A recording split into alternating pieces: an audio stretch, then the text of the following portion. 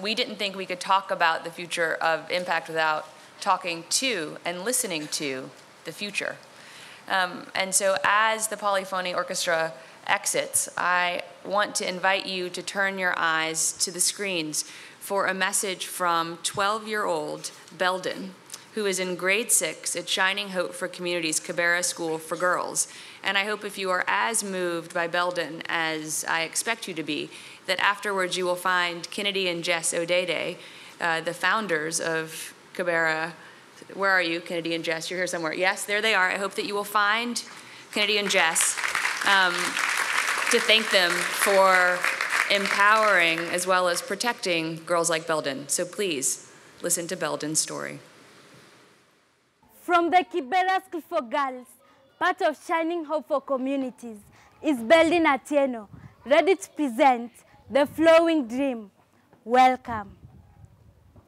The dreams from the chocolate city, a dream many have never thought of, a dream that will change my life, a dream that inspires but does not expire, a dream that is my vision, which is a long mission, dreams of the future, of changing lives, changing the face of my community.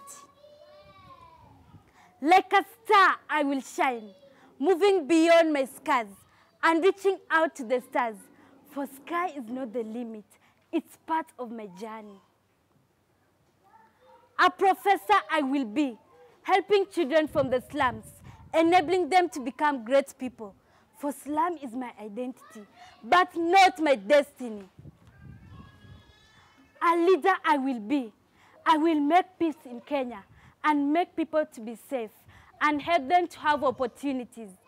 I am on my mission, working my vision for the future. Pleasure.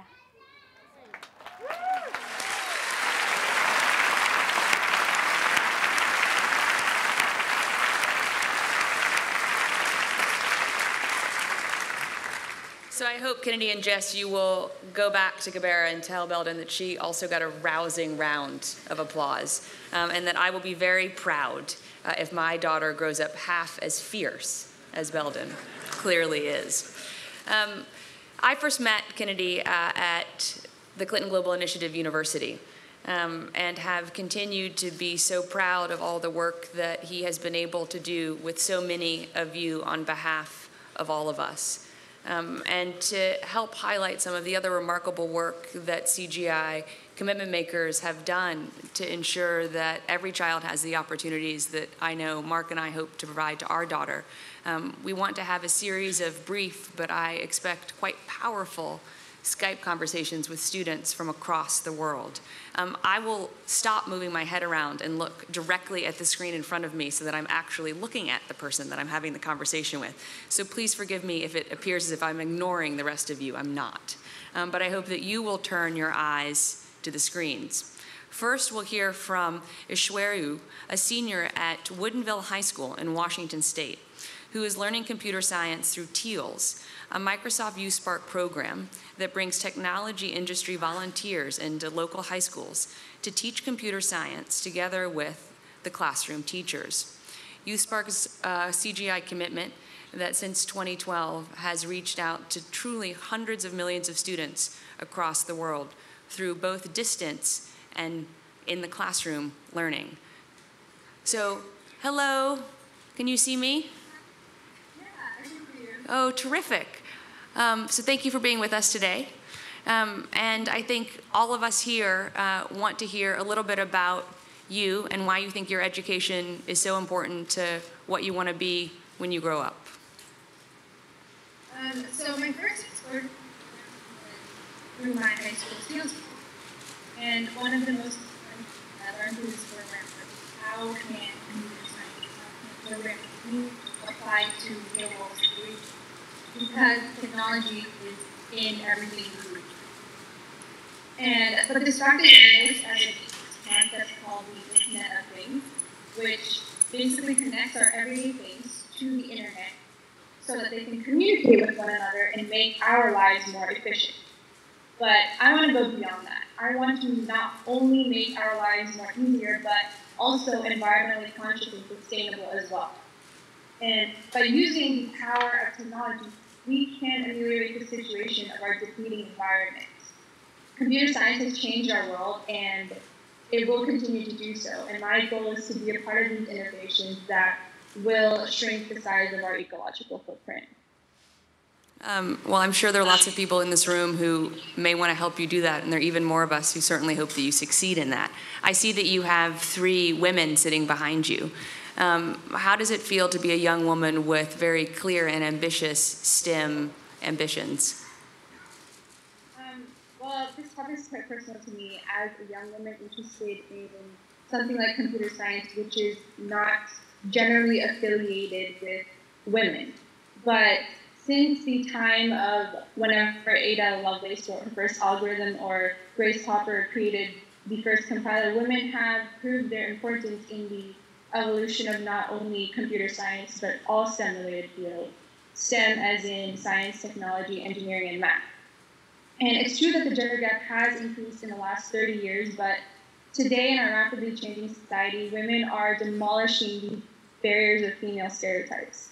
And soon, physics, engineering, and programming classes will see a future where the majority of classes are filled with women. Because subjects like science and math thrive off of immense volumes of creativity, originality, and imagination, the only place to derive that key ingredient is from diversity. And today, it's just not enough to ask, can women even be included in the workforce? Instead, we need to be focusing on how is this innovation, how is this breakthrough or discovery swayed by the collaboration of both men and women together. And by focusing on collaboration rather than separation, we can achieve so much more. Well, I have no doubt that you are already doing that, and we'll keep doing that. And we can't wait to see where you go next. Thank you, Ashirwa.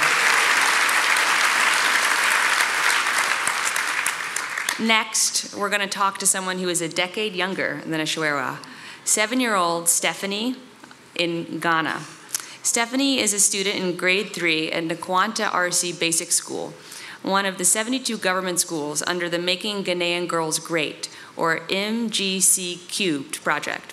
Through MGC Cubed, CGI Commitment maker, the Varkey Foundation, has pioneered interactive distance learning throughout Africa by using audiovisual technology to improve education and teaching quality in remote communities. Hello, Stephanie.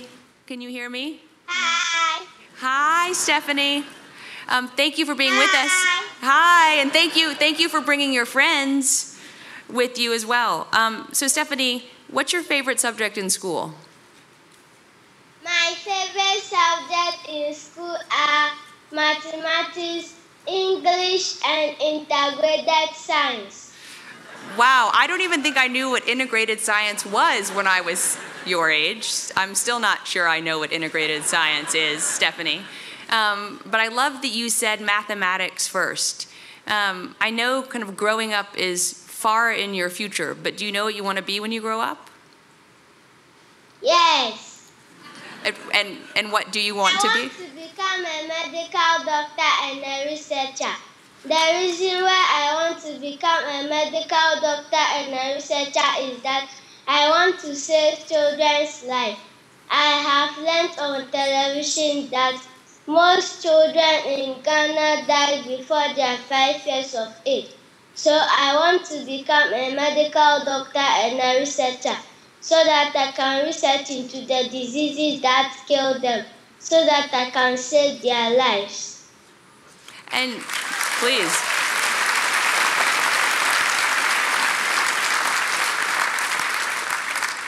So Stephanie, I realize again, we have to remember that you're 7 because you're so incredibly well-spoken, we might think that you're quite a bit older. Do you think that you will be able to learn what you need to learn in school to become a medical researcher? Yes.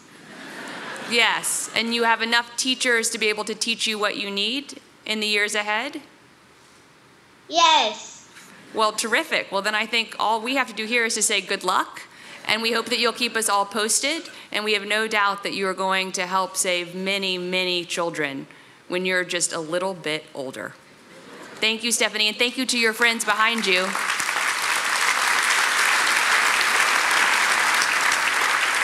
Wait, Stephanie, do you have something else you want to say? Stephanie, are you still there? I felt like you wanted to say one more thing. Stephanie, do you want to say something? Yes. Please. Before you go, I would like to thank you for interacting with me. And I would like to thank the Vaki Foundation for bringing the MGQ program to my school to educate us. Thank you. Thank you, Stephanie.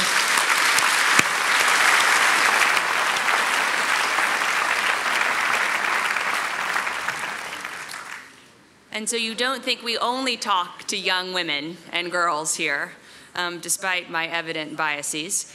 We will now hear from a student in El Salvador whose life has been impacted by Glasswing International, who made a new CGI commitment this year to increase its regional network of 30 community schools to a total of 100 public schools across Central America. Glasswing will help make these schools safe by supporting volunteer-led school rehabilitation and safety efforts, offering safe extracurricular clubs that develop students' cognitive and non-cognitive life skills, and coaching families, teachers, and parents on topics like student-centered learning, nonviolent communication, conflict resolution, and character building.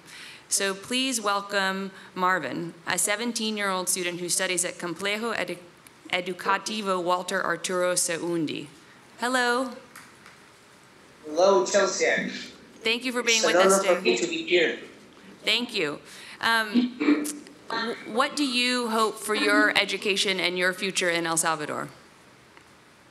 Can you repeat the question? What do you hope for your education and your future in El Salvador? Well, first of all, in my education, I would like to study medicine in another country. And in my future, well, I would like to have a good job, a stable one.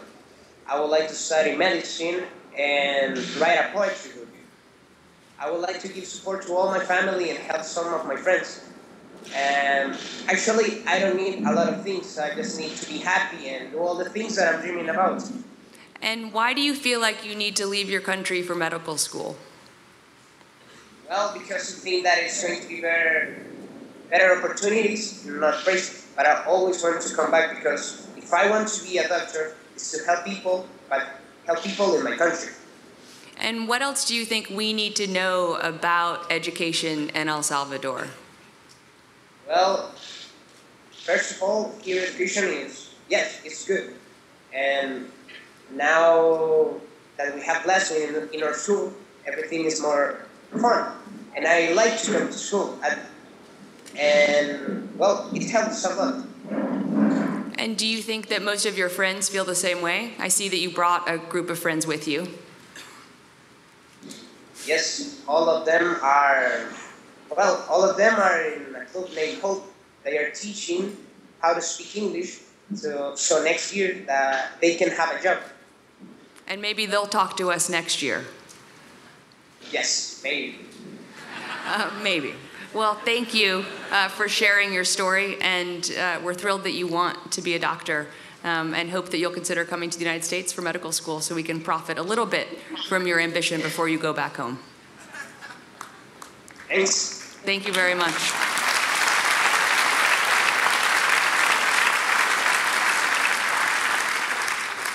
So I'm incredibly grateful to Microsoft and Skype for enabling us to have these conversations, to remind us all of why we do what we do, and of why we think each nominal success is only a challenge to do even more to reach more children and young people like those that we've heard from today.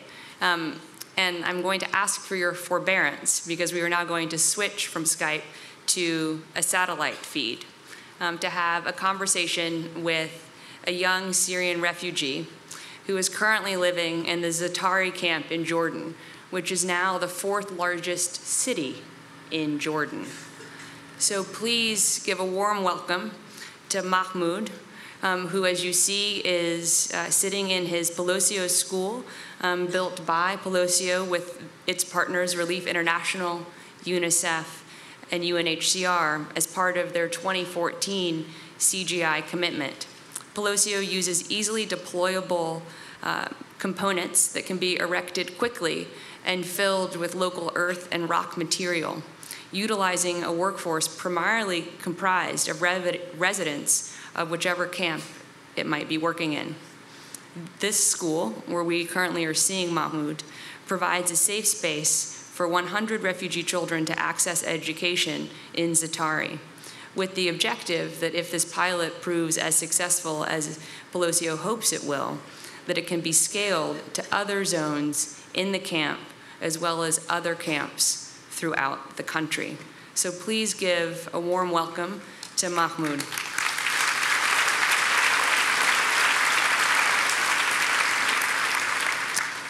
So, Mahmoud, although this might be an obvious question with an obvious answer, I think it's important that we hear your perspective on why it's important that you be able to go to school even while living in a refugee camp.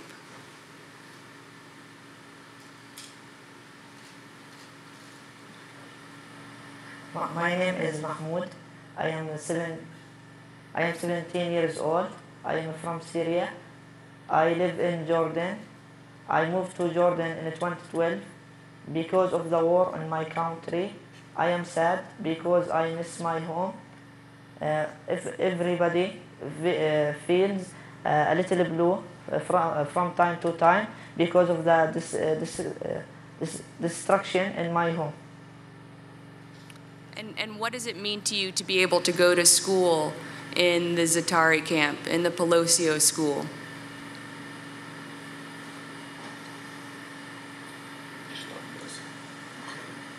For learning.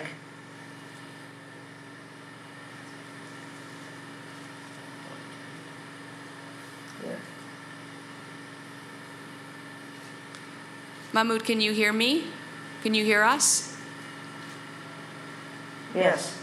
So what does it mean for you to be able to go to school in the Pelosio camp?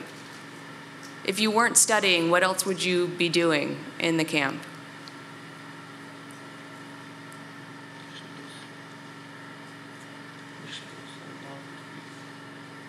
I would like to be nursing and become a nurse to help people. And do you think you'll be able to go home to your country at some point? Would you want to go home to your country?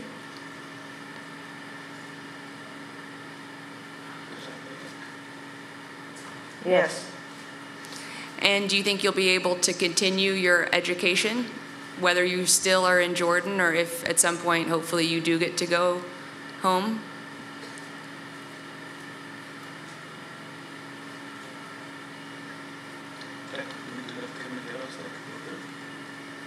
Yes.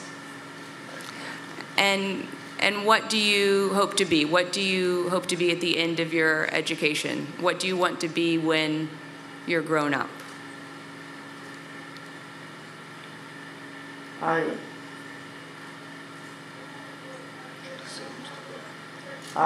would like to be a teacher. And would you want to work in a school like Pelosio? Where would you want to teach?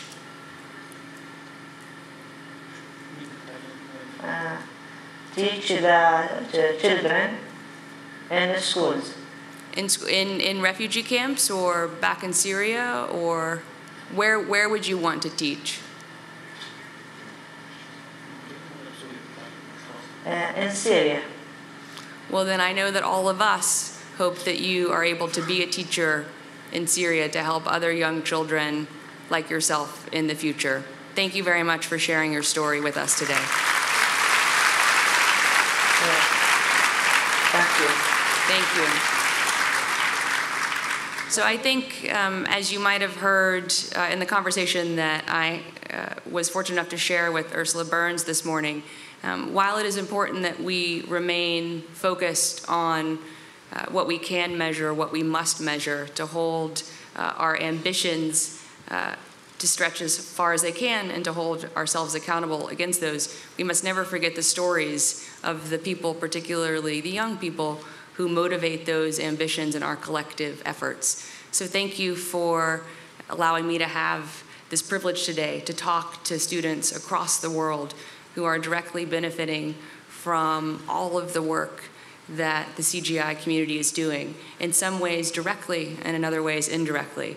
So while I welcome 3 lightning round commitment makers up to share their plans for the future and what they hope to achieve, I want to thank the satellite providers and Skype one more time for enabling us to not forget why we all are here. Thank you very much.